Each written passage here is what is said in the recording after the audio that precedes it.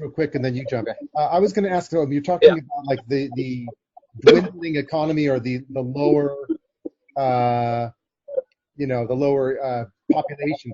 What impact is the program having in terms of its global reach and its impact on the economy in terms of the positive influx of funds, for example, or creating new work? Yeah, so I can give you an example. I don't like to think about the future in a really theoretical perspective. So really put in context what has been done right now and how it affects.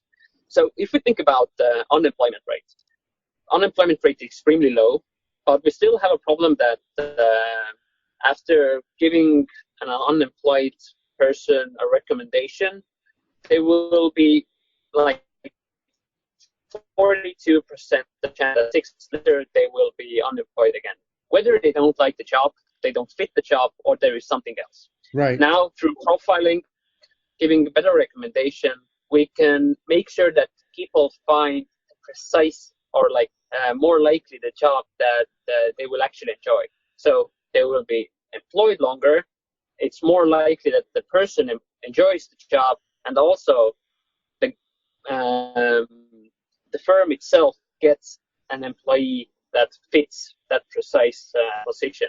So I really do believe that it in the end reduces our unemployment rate even further. The kind of potential output will be increased as you find the perfect match. So I think this is just something that we have to and need to continue. It has already shown great success. Also, it's really turning those individuals that right now do jobs that can be automated and giving them possibility to do something more meaningful. So we are not replacing people, but helping them to really concentrate on jobs that provide more value. So transcribing audio files or giving this kind of keywords to different texts, that's not meaningful job.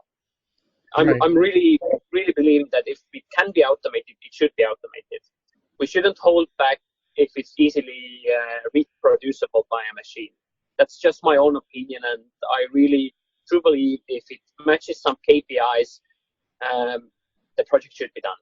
But we always have to have an idea why we do those projects.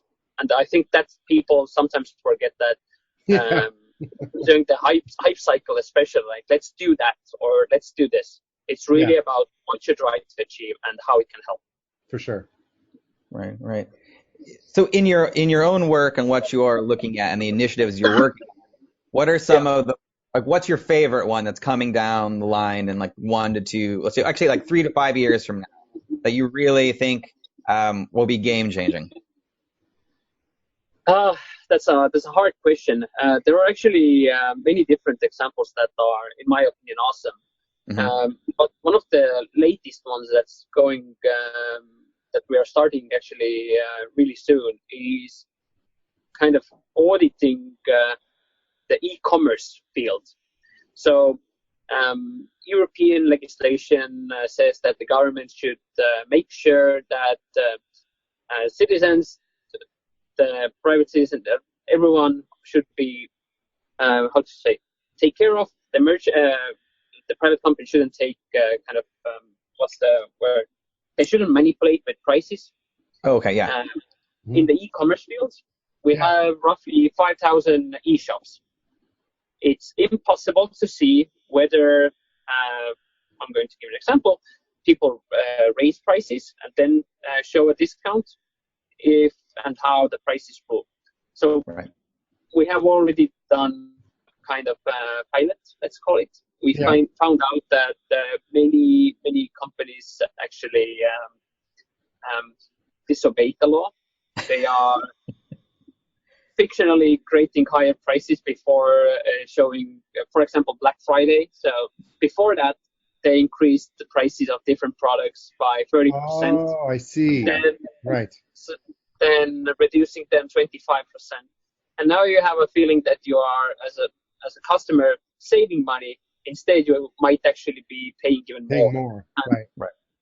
So on the retail side, I can understand how that makes sense because the prices were transparent from the start, but now you're basically marking the price up and then claiming, oh, look, we're giving you a big discount. So yeah, but I was thinking about if you're like a company, like a big, manufacturing company, and you're going to sell some hardware, then those prices would never be public anyway, because it's always commercial deals that are never public. But from a retail perspective or from an e-commerce perspective, it makes sense. Yeah. So it benefits the consumer to know they're actually paying what they're supposed to pay. Yeah, exactly. And I think consumers, through this initiative, they will really feel a huge impact. I'm really looking forward to the outcome of that project. It would almost be like when you go to like Kayak to book a flight, and it says like, these are the fares over time, and it's showing the up and downs, right? And you'd almost be able to say like, oh, look, this is a good time to buy. It's just before Good Friday. Or Black Friday, whatever. This is a really good time to buy, because after Black Friday, the prices always go up. Exactly. So shout out to Kayak. I'm sure they love hearing that one if they're watching. Shout out to Kayak. Yeah. So I think that's just one of the realistic projects that. That's very cool. I really like that. Yeah. I can see a lot of use cases for that. Yeah, and it's really about understanding also when it's manipulating with prices, or it's just related to your competitor raising the prices and you try to fluctuate. So it's a more difficult project than it might look out from the outset. Sure. So that's an interesting. I really do believe that the unemployment agency project is a worthwhile as well. Then from the security side, helping just, for example, our coordinators who take the calls, so 911 coordinators, fill in, understand what's the level, what kind of vehicles should be sent to which position. It just helps to speed up the whole process, and also optimizing the vehicles throughout Estonia. So making sure that people are reached really swiftly. Not something unique, but still, it really affects people. So just some examples. But as you know, we have done quite a lot already. So 18 AI examples right now in the government and counting. Yeah. Wow. Yeah. If people watching this or listening to this wanted to read more about your AI examples, is there a link somewhere they could go, or they just Google Estonia AI? They can type in credit.ee. I'm going to send you the link so you can put it under. But we have a government website showcasing what we have done. Also, we hope to translate it as well. Right now, cool. Use your preferred translation service and look into that. Well, just for the sake of the people who are listening, who are on our podcast, do you want to just spell it for us as well? Because then they'll at least hear it and they can make their best attempt to find it. KRATED.ee.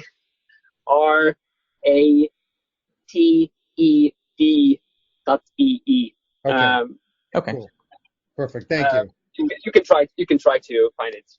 Yeah, that works. Awesome. Thank you. I'm pretty sure it's spelled pretty similar to the English version except with a C, so we'll be all right. That's cool. Okay. Yeah. So awesome. Definitely check it up. We try to update it as well. By next year, we should have 50 examples in the public sector. Hopefully, we'll reach that as well. That's amazing. Yeah. Well, I mean, I've always said that I've always felt that Estonia as a country has always been very forward thinking in terms of digital. I mean, for me, the e-Residency program is one of the most visible things out there. But yeah, definitely. I mean, we've had another project from the show called Get Change, which has just issued credit cards based on using crypto and cash. They're working very closely with Estonian regulators. And again, it's just like how easy it is for them to get close to the regulators to build a business is amazing, to build a digital business. So I've always kept an eye on it because I've always thought it's very interesting, because a lot of countries it's not that easy to get in front of anybody. I mean, for us as I live in the UK and Yuri's in the US, for either of us to actually be able to get access to government anything, it's like we're lucky if the clerk will even talk to us. Take a number, honey. What do you want?